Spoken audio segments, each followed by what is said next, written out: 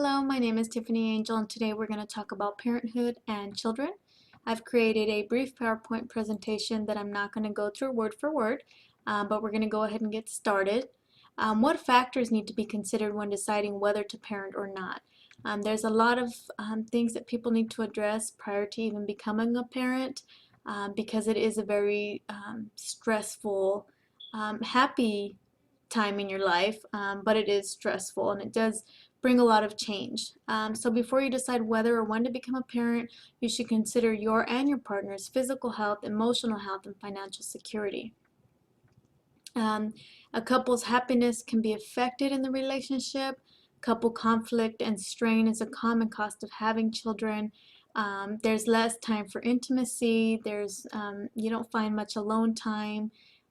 You're tired. You're trying to work with having a new baby and going to work and the cost of having a baby. So there's financial strain. You need to be prepared ahead of time mentally for all of this in order to make sure you have a strong relationship when you do decide to become a parent, if you do decide to become a parent. There's good things also, it's not all bad. To bring a child into the world, it can bring a vitality and a sense of purpose into a household. And having a child broadens a parent's role in the world. And you can see here I've listed some roles there. I'm a parent. I love it. It's the best job ever, and I wouldn't give it up for anything. You should also be prepared for infertility. So I believe it's important that people deciding if they want to become a parent, they understand that there is involuntary infertility, what that is, and if you're not able to have a child, what are your options? And I've listed some options here. Also, the options that I've listed here, they're good for the mothers that choose to be single parents. Some mothers out there don't feel they don't want or need a man to be a parent. Or the same-sex couples that decide on becoming parents, they now have options which allow them to become parents. It's not just adoption anymore.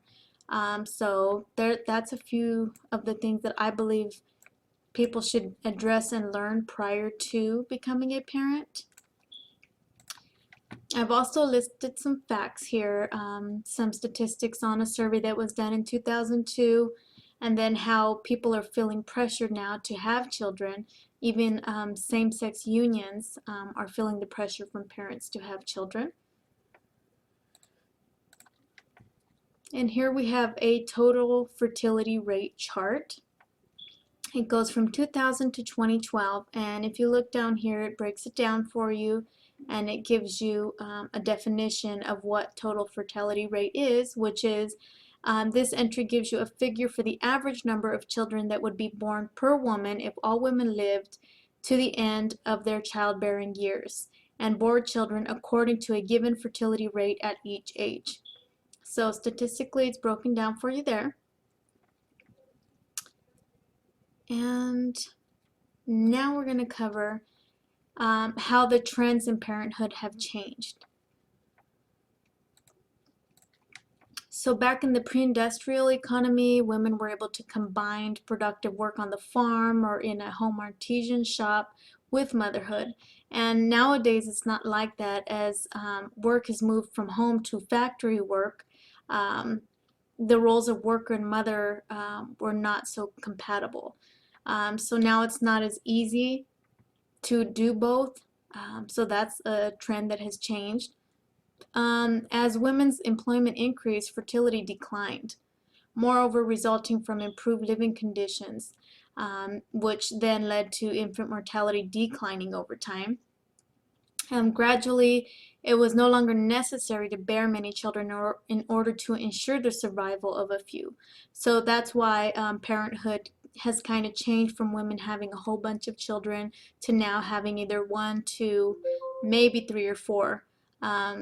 But we no longer have to have a bunch of children because we're not anticipating that we're going to lose them due to the living conditions or an illness, because we have our vaccinations and things like that. Deciding on having or being a parent now, you have many options. You can consider postponing parenthood till you feel you're at the right age. You can have one child by Biological children in step families is now coming into play.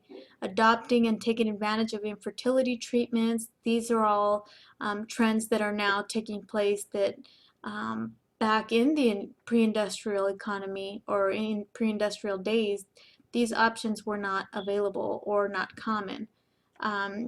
And I put this down here, families with higher education and income tend to have fewer children, because I'm just curious as time goes on with more and more people going back to school and getting their education, and with technology the way it is, if we're going to see the rates drop of people having children, so the fertility rates. Now we see as far as age and having children, it's now becoming that the older women in their late 30s and early 40s are now having children. So the postponing of having a child is going well into their 30s and 40s. Postponing parenthood advantages are maturity, financial security, time to develop careers and marriages. The disadvantages are inflexibility of existing roles, unexpected infertility and fatigue. If you're an earlier parent, it's more likely that you'll be more active with your children. You'll be able to do more things. You may have time when you have grandchildren and great-grandchildren. But when you wait till later in life, you're more developed, you and your partner. You have patience and good parenting skills. Women felt that they were more confident in their ability to manage the change that come with having children. So there's advantages to both, I would say. I'm kind of stuck in between postponing and having a child early. So the next thing is being child-free. Childlessness for many is a choice that develops gradually over time. For others, remaining childless is a consequence, of putting off parenting until it feels too late now. So they feel like they're too old, or until one is less likely to become pregnant because of age. For a number of younger women, they may see the cost of childbearing as too high. And most parents, even though the majority do value parenthood, so it's just a small percentage that is deciding on childlessness. And some advantages to parenting. This was kind of hard for me because I don't see many advantages to nowadays raising a child. I see that it's worse, but these are a few things that I've listed. So fathers are more involved in raising children in the 21st century. There's various resources at our fingertips to help us with raising our children. Children can easily be occupied with technology while we're out running errands, which I am sad to say that, yes, I take advantage of that. I love to be able to give my son my phone and let him play games, and so that's a great advantage to the 21st century parenthood. Improved education opportunities, and another thing that I like is the telecommute option, which allows people to balance the demands of parenthood while still being part of the workforce. So you're able to work from home. I love that option. That is another major advantage. And then the challenges to parenting in the 21st century. Right here you can see the sticky note, and the rewards that the children get nowadays is the Wi-Fi password. I mean, it's all about technology now. So this sticky note shows in order for them to get the Wi-Fi password, they would have to do these things. So rewards have changed from how it used to be. Buying them a popsicle or giving them $1. And now it's all about technology. So the challenges that I see, the children in the 21st century, they lack the respect for the elders and the parents and the teachers like they used to have. They question everything. Children feel a sense of entitlement for little to no effort. Technology has eliminated bonding and communication between parents and children. The little things in life don't mean much to them. Bullying is at an all-time high. Depression is on the rise. Internet safety. Children are learning too much at a very young age. There's less outdoor and imaginative play. With that comes obesity in children that's rising. and lack of real life experiences. It's all about technology. Everybody has their face on a computer or a tablet or on their phone. Even at school, the social aspect of school is gone. Everybody's just on their phones. So it's a good thing, but it's also a bad thing. And then here I have some references. These are pretty much what I used in regards to finding some of the information within my presentation. And I do want to go over a little video that I found on YouTube to go ahead and show you some tips on parenting in the 21st century. And I'm just going to go through some tabs. I'll let you hear a little bit at the beginning. Bringing up children has changed a lot over the years. And it used to be easier in a way because, children were seen and not heard. Parents knew exactly what was expected of them. How I bring my children up is nothing how I was brought up. When I grew up, it's like your mum would kick you out, right, go and do what you're doing, play with your mates, whatever. These days, it's so, oh, can I have this, can I have that?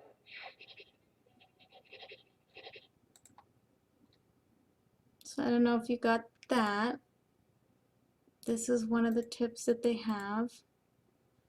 Sorry. Be confident.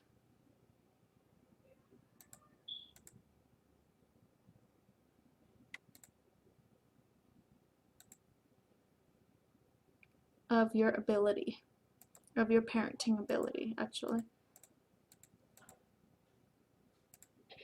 We know an awful lot more now about child psychology and what works best for children and what works best for parents, and that's really made a huge impact, I think.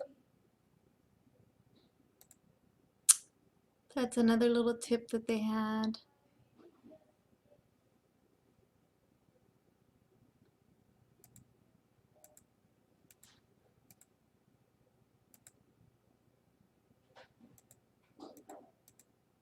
Be consistent. I know I'm running out of time here, so I kind of just want to show you a few of their tips. Be prepared to be flexible. Support your children's independence.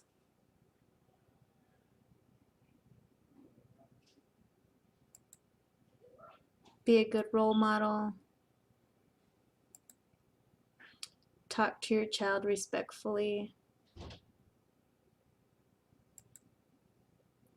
Try to be a positive parent.